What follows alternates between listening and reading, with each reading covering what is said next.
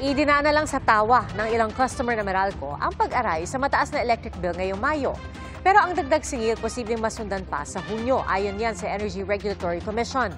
Saksi, si Maki Pulido. Ito na ang big reveal. Big talaga dahil ang Meralco bill ni Hazel Achica ngayong buwan tumataginting na mahigit 16,000 pesos. Mas mataas daw yan kumpara sa karaniwan nilang bill na 11,000 pesos. Pakitaan lang ng resibo kung magkano. Alam mo sa kanya, magkano resibo mo? Magtataka yung isa. Sasabihin, bakit sa akin mo mubli?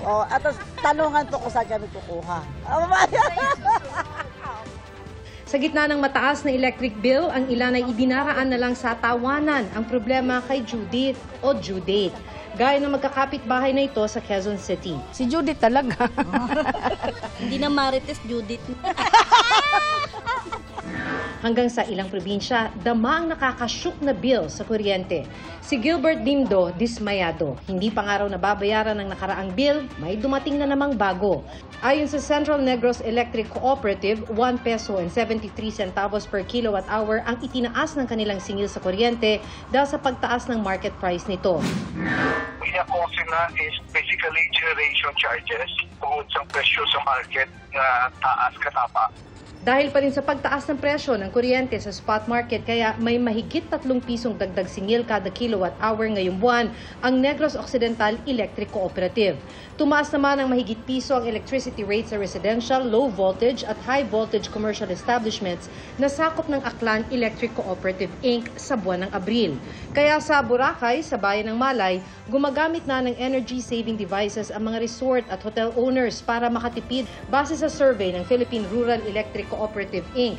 31 kooperatiba na ang nagsabing may taas singil sa kuryente. Pinakaapektado ang Region 6 o Western Visayas at Region 1 o Ilocos Region. Distributor lang sila ng kuryente, taga-kolekta, taga-remit. Ang worry lang talaga namin is hindi maintindihan ng mga consumers.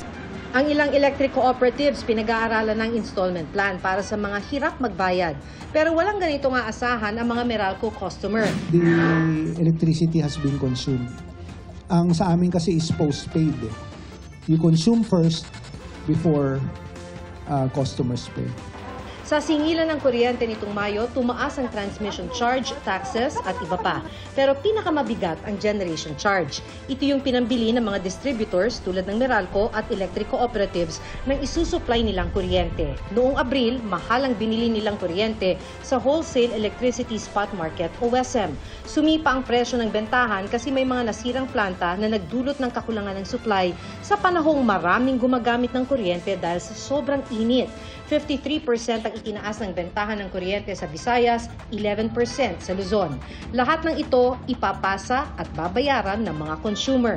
Pero mukhang hindi pa matatapos sa buwang ito ang taas singil.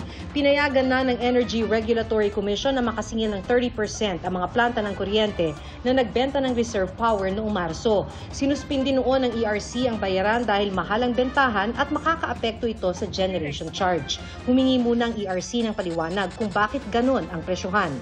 Sabi ng ERC, mararamdaman ito sa June electric bill pero hindi pa nila masabi kung magkano.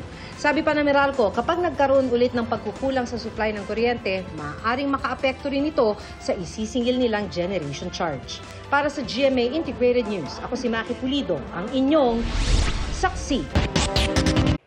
Mga kapuso, sama-sama tayong maging saksi. Mag-subscribe sa GMA Integrated News sa YouTube at para sa mga kapuso abroad, samahan niyo kami sa GMA Pinoy TV at sa www.gmanews.tv.